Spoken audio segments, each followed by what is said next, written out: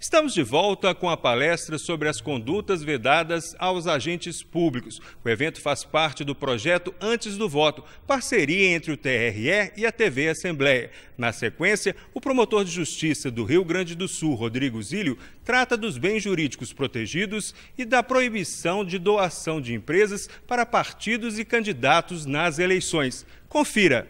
O bem jurídico tutelado das condutas vedadas, senhores, é a igualdade, é a isonomia de forças entre os candidatos. Na verdade, a administração pública ela não pode ser um instrumento para alavancar partidos, coligações e candidatos. A administração pública é algo voltado para a prestação do bem comum. Só que, no dia a dia, nós que trabalhamos e sabemos disso, é extremamente difícil desvincular um ato da administração pública de uma vantagem eleitoral. Porque o tão só fato de prestar serviço público, às vezes acarreta vantagens, ainda que não haja intenção de causar benefício eleitoral. Para fazer o link do início da nossa conversa, eu não podia deixar de falar da maior reforma que ocorreu no direito eleitoral, que não veio do Congresso Nacional para as eleições de 2016. Embora o Congresso Nacional tenha aprovado a Lei 13.165, a decisão de maior impacto que vai afetar as eleições veio do Supremo Tribunal Federal, que foi a ação direta de inconstitucionalidade 4650, que acabou com a doação empresarial para partidos e candidatos. Não tem muito a ver com o tema, mas eu tive que colocar aqui para responder uma angústia que eu tenho. E eu tenho essa angústia todos os dias, pelo menos enquanto eu ficar orientando os promotores lá no Rio Grande do Sul. O que acontece, senhores e senhoras? O Supremo proibiu doações empresariais para campanhas ou para partidos. Ok. Vou dar mais uma vez aqui o exemplo do Rio Grande do Sul. Em 2014, eleições municipais, doutor Tamburini, eleições gerais, perdão, as empresas foram responsáveis por 78% dos recursos arrecadados em campanhas eleitorais. Eu repito, em 2014, doutor Edson, no Rio Grande do Sul, doação empresarial foi quase 80%. Ou seja, de cada 10, 8 dos recursos declarados, eu estou falando, né? De cada 10, 8 vieram de empresas. Evidentemente que essa proporção eu acho que não é exatamente igual numa eleição municipal. Mas eu fico me questionando como vai ser uma eleição sem a maior forma de financiamento. Porque se talvez uma empresa não tenha, uma doação empresarial não tenha um reflexo muito grande no município pequeno, nos grandes centros, nas capitais, Belo Horizonte, Porto Alegre, ela vai fazer uma diferença enorme. E eu me pergunto, qual é exatamente o efeito reflexo da vedação de doação de empresas? Porque o poder econômico continua tendo interesse no processo eleitoral. O tão só fato do Supremo proibir não vai afastar o interesse das empresas no resultado da eleição. De alguma forma, elas vão participar. E aí eu me pergunto como. O ministro Gilmar Mendes, em entrevista, que saiu no estado de São Paulo, deve ter saído em outros meios de comunicação, se preocupa com a criação de laranjas, na verdade, que são CPFs verdadeiros ou falsos, onde as empresas vão acabar distribuindo aquele bolo de valores dentro dos limites, principalmente daquelas pessoas físicas que não declaram imposto de renda. Essa é uma tese levantada pelo ministro Gilmar Mendes. E aí eu fico imaginando o Ministério Público e a Justiça Eleitoral brincando de gato e rato. Né? Porque como nós vamos fazer a fiscalização, doutor Edson, desse tipo de situação? Vamos convocar todas as pessoas com CPF para ver, você doou? Foi ato lícito? Eu fico me questionando como vai ser isso. O fato é um só, meu caro doutor Tamburini. A proibição das empresas doarem para campanhas eleva muito o grau de ofensividade do abuso de poder político e das condutas vedadas.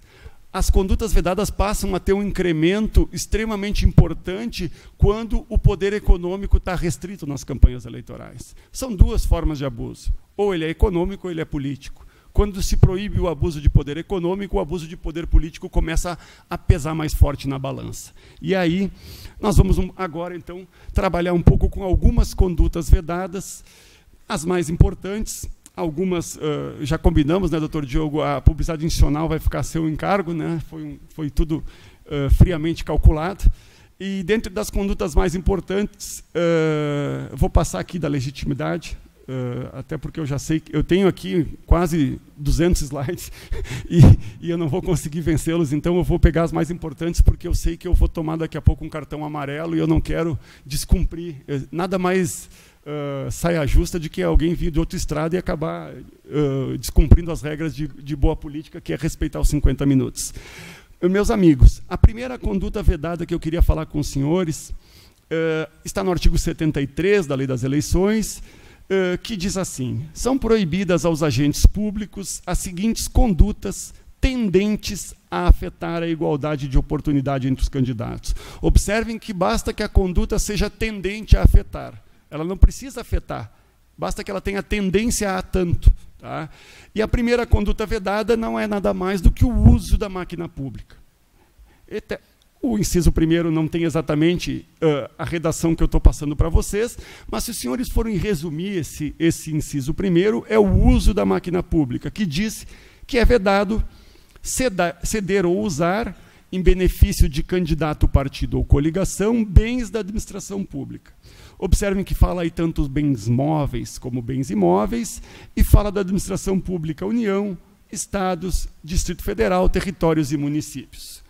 Bom, o que eu queria conversar com você sobre essa conduta vedada? É o uso de veículos da prefeitura, os caminhões, os carros, uso de instrumentos móveis, por exemplo, pode ser também os próprios computadores da prefeitura, pode ser, enfim, nós temos aqui a expressão bens móveis e imóveis aqui é extremamente ampla. Locais onde a administração pública se reúne. A expressão aqui abrange não só os bens que a administração é proprietária, é bens que a administração possua a qualquer título, seja proprietária, seja possuidora, seja comodatária. Não importa qual é o vínculo que a administração tem. Todo e qualquer bem pertencente à administração pública, seja em qual condição for, não pode ser empregado para a campanha. Observem que o legislador fala que é vedado ceder ou usar esses bens em benefício de candidato. O candidato vai surgir só lá em agosto, do ano da eleição, mas ele é proibido também para partido político, que é uma instituição perene. Então, observem essa situação. Se o candidato surge a partir de 15 de agosto, pelo novo calendário, o partido político é um ser perene que existe a todo tempo. E ele não pode usar bens móveis ou imóveis em seu benefício. Essa cessão não importa se ela é a título gratuito ou oneroso. Então, tanto faz se for pago ou não, havendo o benefício que é dado a um candidato que não seja dado em igual condições para o outro, ocorre a conduta vedada. Observem que a lei fala ali em bens móveis e imóveis, mas o TSE, nesse julgado do ministro Marcelo Ribeiro, diz que, inclusive, o uso de recursos públicos também configura essa conduta vedada. A lei, repito eu, fala bens móveis e imóveis. O TSE aqui diz que, inclusive, os recursos públicos. Outra situação,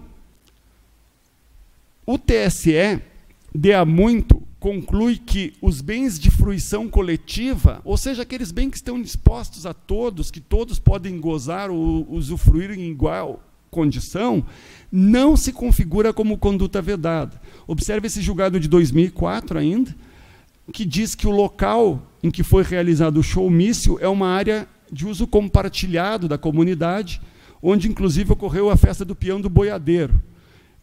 Então, a sua cessão não acarreta nenhum favorecimento a candidato. Mas por que não acarreta? Porque esse espaço poderia ter sido utilizado por qualquer candidato. Na verdade, então, não é porque ele é bem de uso coletivo, mas sim porque não há conduta vedada quando o bem é de igual acesso a todos, quando não há uma discriminação no uso desse bem. Não é o fato dele ser de uso coletivo, mas, na verdade, é o fato de ser de igual acesso tanto ao candidato da situação como a seus opositores. É essa igualdade de acesso ao bem que desfigura o ilícito. Eu acho que a situação mais importante do inciso 1º, pelo menos lá no Rio Grande do Sul, assim ou é a questão do uso das imagens em bens públicos. E aqui, eu acho que a situação vai ficar bem mais concreta para os senhores. Na propaganda, usar uma filmagem lá de um posto abandonado, enfim, pode, não pode? O que disse o TSE? Também é um julgado do ministro Marcelo Ribeiro. Nesse precedente lá de 2012, houve o uso para um programa de propaganda eleitoral de uma filmagem de uma biblioteca. Esse é o fato. Evidentemente, senhores e senhoras, que o filmar por si só um bem público, usar na propaganda, não tem nada de conduta vedada em princípio. Por quê? Diz lá o TSE, que para a configuração é necessária a violação à isonomia do pleito. Todo mundo pode filmar um bem... Vamos pegar um hospital abandonado. A oposição vai filmar para criticar.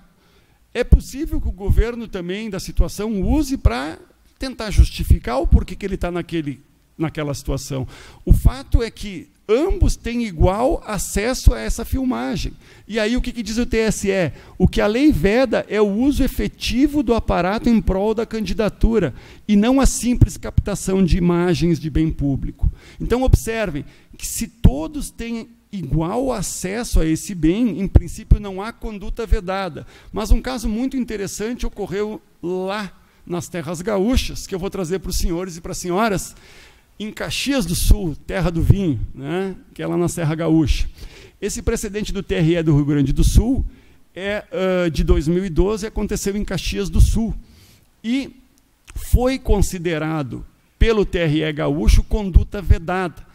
Consistiu na filmagem da chamada barragem das Marrecas. Na verdade, é uma barragem municipal para represar a água, que tem o nome de Marrecas, né?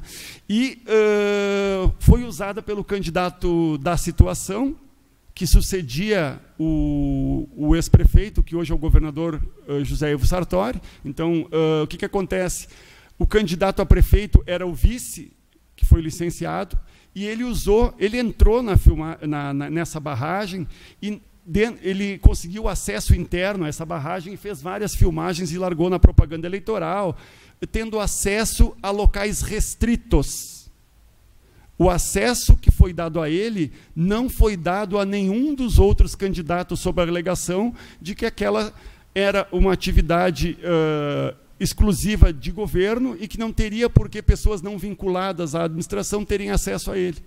O que o TSE disse? O TRE do Rio Grande do Sul disse que o uso de bens públicos de acesso restrito configura conduta vedada, porque, na verdade, só o candidato da situação é que pôde entrar lá, gravar aquilo que lhe convinha para o programa eleitoral e, então, obter alguma vantagem que não foi concedida para os seus adversários. Observe, então, que o que foi entendido aqui como proibido não foi a filmagem em si, mas a facilidade de acesso que foi dada exclusivamente a quem representava o interesse da situação. Ou seja, houve uma quebra da isonomia de forças entre os candidatos. Esse julgado, eu acredito que ele é extremamente importante para a gente tentar sempre pontuar a seguinte situação: o que é vedado é a desigualdade de oportunidades entre os candidatos. Se houvesse o mesmo acesso de filmagem para ambos, e de repente o candidato da situação, meu amigo Edson, entraria lá e ia filmar algo, está rachando aqui ou não está funcionando ali, aí se poderia dentro de uma dialética. Mas não, como foi permitido só a situação, acabou sendo punido com uma multa aqui nesse caso concreto. A legislação permite algumas situações de usos de bem público para convenções partidárias, na dependência do Poder Legislativo. E agora eu passo para a segunda conduta vedada, que, sinceramente, essa é a minha maior angústia e nós não podemos conversar ainda, meu amigo Edson, sobre isso, mas essa situação muito me preocupa por causa da Lei 13.165. E se eu fosse candidato, vereador candidato à reeleição, para já dar o meu público-alvo aqui da minha preocupação, eu ia ficar, no mínimo, meditando sobre uma seguinte situação. Observem, meus amigos e minhas amigas, o que diz o artigo 73, no seu inciso 2 da Lei das Eleições.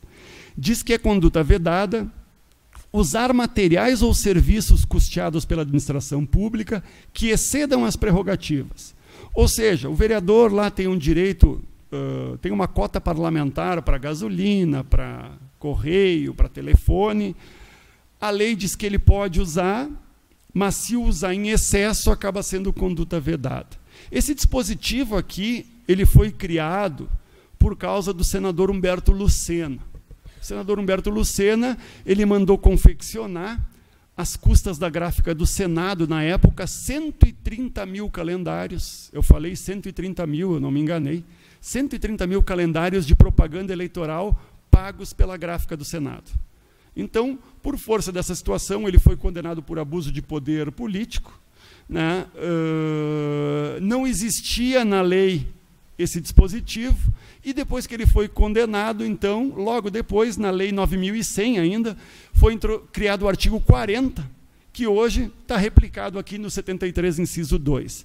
Evidentemente, senhores e senhoras, que não me preocupa o chamado excesso quantitativo. Vamos dizer o seguinte, o que é o excesso quantitativo? O vereador só pode usar R$1.000 para correio. Se ele usar 1.050, está acima. Ninguém, em sã consciência, vai fazer um ato tão infantil de fazer um excesso quantitativo.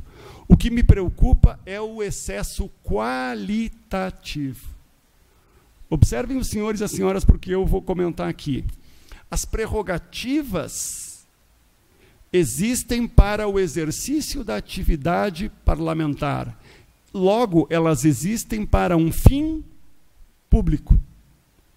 Se elas são custeadas pelo erário, se quem paga as prerrogativas, ao fim e ao cabo, é a Casa Legislativa, evidentemente que esses materiais têm que ser destinados a um bem comum, a uma finalidade pública. O que eu quero dizer com isso? Eu, vereador, não posso, mesmo que observado o limite da minha cota, usar as prerrogativas para fins privados, seja para fazer ato de propaganda eleitoral, seja para me promover pessoalmente. Isso me parece óbvio. O TSE já decidiu, esse caso também é um precedente do Rio Grande do Sul, o município de Imbé, que é no litoral gaúcho. Também aqui é um caso quase de... É um exemplo clássico, eu diria, né? O que fez o presidente do Poder Legislativo de Imbé? Ele enviou cartas para os eleitores com propaganda eleitoral às custas da Câmara. Na verdade, ele é o discípulo do Humberto Lucena, né? Ele é o Humberto Lucena de menor potencial. Ele é o Humberto Lucena de Gaudério, né, para usar uma expressão. Evidentemente que isso é vedado. Ele tentou ainda, no decorrer do processo, restituir o horário, mas ele teve o seu diploma cassado. Observem a gravidade. Diploma cassado. Nada mais relevante para um candidato do que um diploma. Mas isso não é minha preocupação. A minha preocupação, senhoras e senhores, é com a Lei 13.165, que é uma lei nova, e aqui, doutor Diogo, me perdoe, eu vou invadir um pouco aqui a sua esfera, tá? Mas já estava tudo combinado, né? Não é uma educação minha. O que acontece com a lei nova, a Lei 13.165? O doutor Diogo vai falar isso depois com o brilhantismo que lhe é peculiar. Houve uma opção do legislador por ser mais liberalizante na propaganda eleitoral.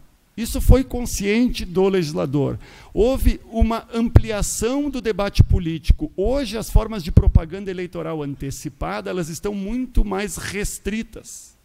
Então, ao mesmo tempo que se diminui o prazo da campanha eleitoral, de 90 para 45 dias, o que só beneficia quem já exerce mandato eletivo, não se discute isso, se permite que se antecipem o debate político. Então, hoje, observem ali, senhoras e senhores, o que diz o artigo 36A da Lei 9.504. O 36A trata das excludentes de propaganda antecipada, ou seja, não configura propaganda eleitoral antecipada, diz a lei, desde que não envolva pedido explícito de voto, quer dizer, ainda adjetivou o pedido, né? Pedido explícito de voto não configura conduta propaganda antecipada, a menção à pretensa candidatura, a exaltação das qualidades pessoais dos pré-candidatos e os seguintes atos. Aí o legislador traz 6 atos e eu trago para os senhores 1. Inciso 4. Não configura propaganda eleitoral antecipada, ainda que tenha menção à pretensa candidatura, que tenha exaltação às qualidades pessoais dos pré-candidatos, não configura propaganda antecipada a divulgação de atos parlamentares e debates políticos, desde que não se faça pedido explícito de votos. Divulgação de atos parlamentares, aqui vamos falar no concreto, aqueles materiais de prestação de contas parlamentares, tá? Aqueles materiaizinhos informativos de prestação de contas. Não configura propaganda antecipada, então, desde que não se faça pedido de votos. Observem os senhores e as senhoras que no inciso 4 diz que não configura desde que não se faça pedido de voto. E lá no caput fala em pedido explícito. O que já me faz pensar que o legislador tratou um pouco diferente o candidato à reeleição dos outros. Porque o candidato à reeleição é pedido de voto. Quem pode fazer pedido explícito são os que estão arrolados lá no caput e nos outros 5 incisos. Mas observe que o legislador foi um pouco mais generoso ainda. Ele diz mais. Diz que nas hipóteses, inclusive do 4, é permitido ainda o pedido de apoio político, a divulgação da pré-candidatura e a divulgação das ações políticas já desenvolvidas e das que se pretende desenvolver. Eu sempre tive esses informativos, meu caro amigo Edson, prestação de contas, se presta contas do que se fez. É algo para o passado. Eu nunca vi uma prestação de contas para o futuro. Eu nunca tinha visto, mas, enfim, está aí, até do que se pretende desenvolver. Enfim, é uma opção legislativa, não se discute isso. O legislador só teve o seguinte cuidado. Todas essas liberalidades não são invocáveis para os profissionais da imprensa enquanto eles estiverem no exercício da sua profissão. Então, observem o seguinte hoje, e aqui eu queria conversar bastante sério, porque é uma situação que eu tenho uma angústia muito grande. Um vereador hoje, ele lê esse dispositivo e diz assim, bah, mas então quer dizer que eu posso fazer meu material de prestação de contas de atividade parlamentar, eu posso, então, mencionar minha pretensa candidatura, eu posso exaltar minhas qualidades pessoais, eu posso pedir apoio político e eu posso ainda falar das ações que eu já desenvolvi e das que eu pretendo desenvolver. Aqui, no inciso 3, se fala no excesso ou nas condutas vedadas pelo uso dos recursos humanos indevidos. É o uso de servidores públicos para as campanhas eleitorais. Evidentemente que um servidor público, já diz o nome, tem que prestar um serviço voltado à finalidade pública, ao bem comum, e ele não pode, enquanto está em horário de expediente, fazer nada que seja particular, inclusive propaganda eleitoral. Então diz lá que ceder servidor público ou empregado da administração direta ou indireta, ou usar de seus serviços para atividades de campanha durante o horário de expediente, é conduta vedada. Observem, os senhores, que fala poder público do executivo. Fala que é vedado poder público executivo. Então, quer dizer, o servidor vinculado ao Poder Executivo não pode, em horário de expediente, fazer propaganda. Se o fizer, é conduta vedada. Evidentemente que isso não quer dizer que servidores, por exemplo, do Judiciário, do Ministério Público, possam, em horário de expediente, fazer atividade de campanha, ou do Legislativo, como queiram. Porque, se não for conduta vedada, isso cai de maduro, que é um ato de abuso do poder político. E se não sofrer a representação por conduta vedada, vai sofrer a representação de investigação judicial eleitoral. E hoje, nós temos, por força da lei da ficha limpa, que o abuso de poder, ele não é mais quantitativo, ou seja, não se mede pelo número de votos, se mede pela gravidade das circunstâncias. E me parece que é extremamente grave alguém que tem o poder de mando sobre os servidores dizer que durante o horário de expediente eles têm que não prestar serviço público, mas sim fazer ato de propaganda eleitoral. Então, o fato de estar contido ali que é só o poder executivo não significa que sejam lícitos aos outros poderes, porque eles vão estar cometendo um ato de abuso de poder político. Eu vou dar uma corrida aqui agora, eu me senti, porque eu quero falar desse inciso 4, mas principalmente do parágrafo 10º, tá? E aí eu já encerro. O inciso 4, ele combate o chamado assistencialismo eleitoral. O que diz ali o inciso 4? Que é vedado também fazer ou permitir uso promocional da distribuição gratuita de bens subvencionados pelo poder público a candidatos. Ou seja, o poder público, doutor Tamburini, tem que prestar serviço de saúde, mas lá no posto de saúde eu não posso dar o remédio grampeado com uma propaganda eleitoral, um exemplo grotesco aqui, né? Então, assim, aquilo que deve ser custeado ou distribuído gratuitamente pela administração pública, seja bens, seja serviços. Serviços odontológicos, serviços médicos, serviços jurídicos, bens aqui, materiais de construção, medicamentos, material escolar, eu não posso fazer essa distribuição gratuita com um uso promocional que beneficie candidato, partido ou coligação. Lá no Rio Grande do Sul teve um exemplo muito interessante, que ocorreu antes do registro da candidatura, onde no carnaval do ano eleitoral, o partido de um determinado município, da onde eu sou natural, inclusive, fez um ato no carnaval, doutor Edson, campanha de saúde, né? Distribuição de preservativos pelo partido X. Então, ele distribuía com informativos do próprio partido, a Secretaria Municipal de Saúde fazia essa distribuição. Evidentemente que não dá para fazer, ainda que não tenha candidato, e curiosamente o prefeito foi candidato à reeleição logo depois, mas você não pode fazer isso vinculando a partido também. Quer dizer, você não pode, a Secretaria Municipal de Saúde não pode distribuir qualquer medicamento ou mesmo preservativo grampeando uma prestação de contas do partido onde ele fala dos atos de governo. Então é isso que acaba sendo vedado pelo inciso 4. Eu vou dar uma corridinha aqui. Essas condutas todas, eu queria só observar os senhores, eu falei de 4 até agora. O uso dos bens, o excesso das prerrogativas, o uso dos servidores e a distribuição gratuita. Observem que elas são condutas que não têm um prazo legal, assim, é proibido 3 meses antes do pleito. Elas não têm esse prazo. Elas são proibidas a qualquer tempo, são condutas atemporais. E aqui eu tenho vários julgados do TSE, evidentemente que pelo tempo eu não vou conseguir ler, que diz que essas condutas se configuram como ilícitas ainda que antes do registro da candidatura. E é lógico que sejam assim, porque elas beneficiam também partidos que, volto a dizer, são entes perenes. Então, na verdade, o fato de ter se cometido antes de 15 de agosto agora, né, que é o registro, a gente tem que ficar lembrando, eu estou com 5 de julho na cabeça, é difícil isso. Mas, enfim, o fato de ser antes de 15 de agosto não significa que não é ilícito, porque são condutas atemporais. Aqui eu tenho 1, 2, 3, 4 julgados, sendo que o último é de abril de 2015, onde o TSE alerta que essa conduta é vedada a qualquer tempo. Eu vou passar aqui, porque eu quero só encerrar, e falar do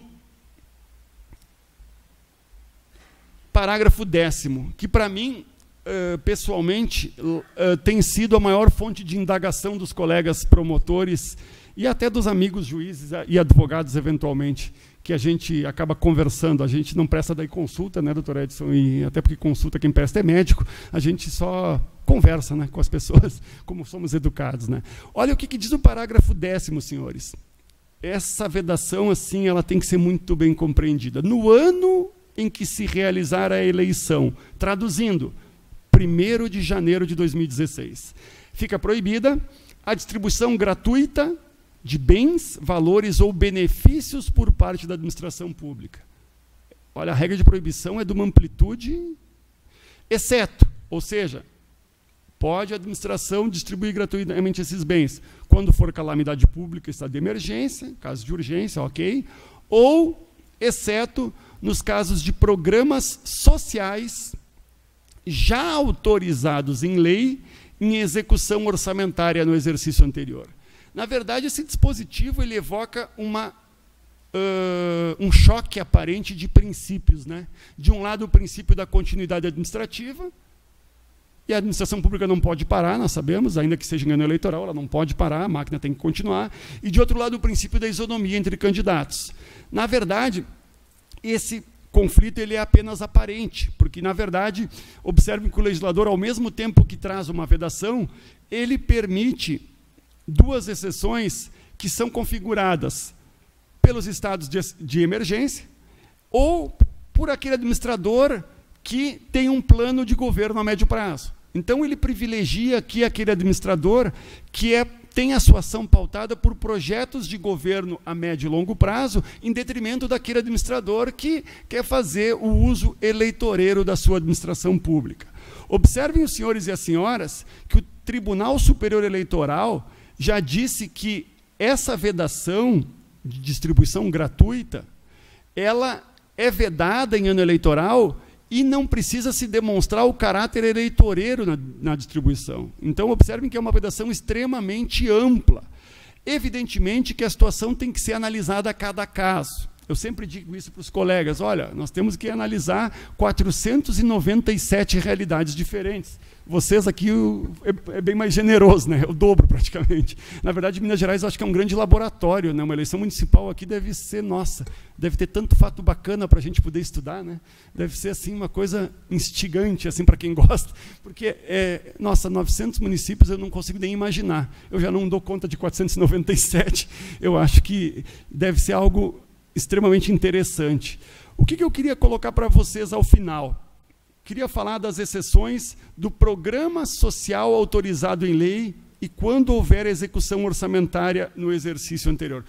Senhores e senhoras, programa social é aquele, então, criado pela administração pública, que visa a atender situações de pessoas com vulnerabilidade social e que tenha uma previsão de organização de caráter administrativo, ou seja, ele tem que ser criado pela administração visando a inclusão de pessoas de caráter hipossuficiente, mas ele tem que ter um programa, eles têm que ter um procedimento de como vai funcionar esse programa. Tem que ter regras, ou seja, não pode deixar a discricionariedade total do administrador quantos são os beneficiados ou como eu posso fazer, porque isso acaba sendo uma arma letal em ano eleitoral. Então, esse programa social, como regra, ele tem que estar previsto numa lei e essa lei tem que regular de modo minudente esse programa. Quem são os beneficiados, como é que é feito o cadastramento, como é que é feita a distribuição, tem que haver esse controle para que não haja um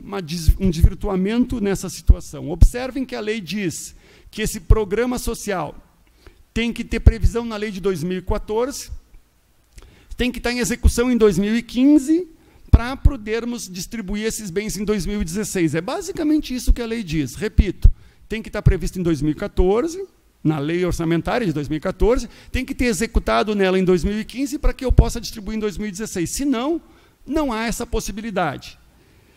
Observe que o legislador fala que programa social criado em lei, ou seja, o TSE tem um precedente da relatoria do ministro Aldir Passarinho Júnior, que entendeu como proscrita, como proibida, a criação de um programa social por uma rubrica genérica, sem uma lei específica.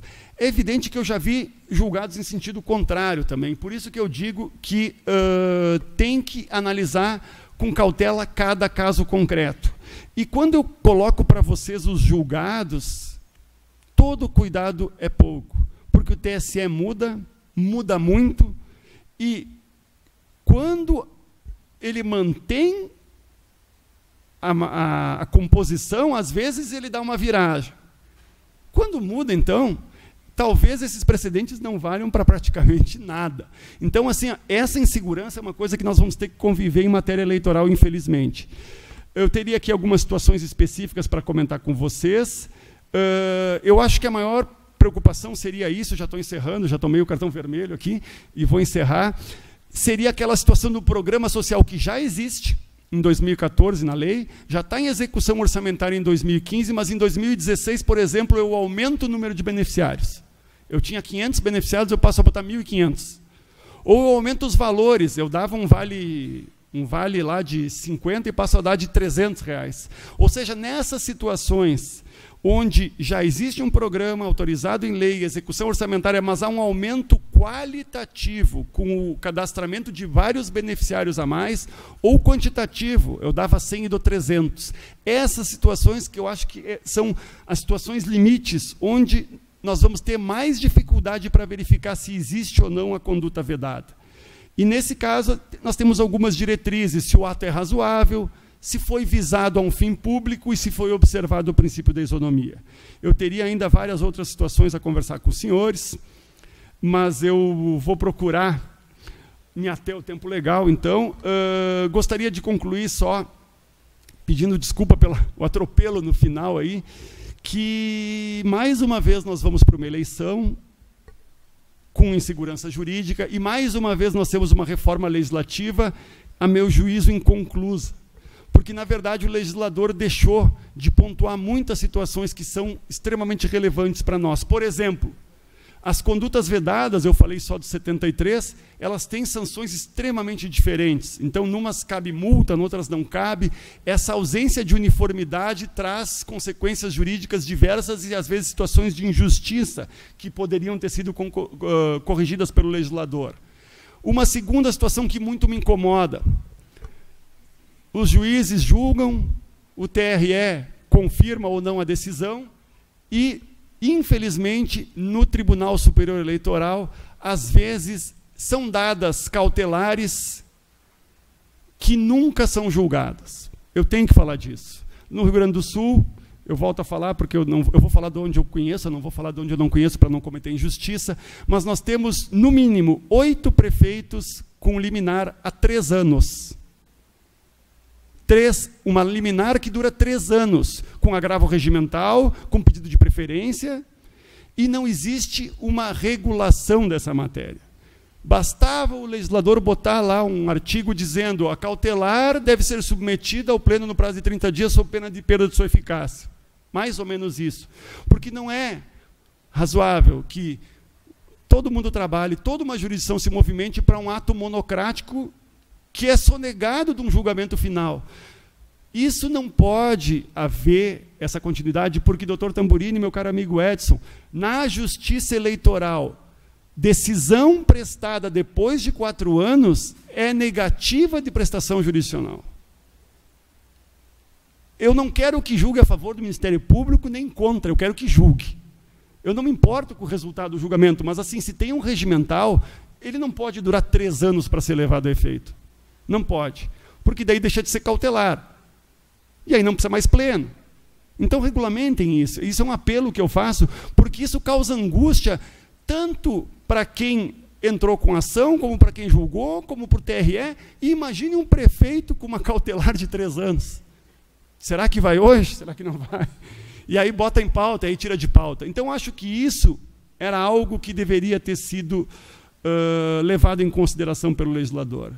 Você acompanhou a palestra do projeto Antes do Voto, parceria entre o TRE e a TV Assembleia. O convidado foi o promotor de justiça do Rio Grande do Sul, Rodrigo Lopes Zílio. Nos vemos na próxima edição.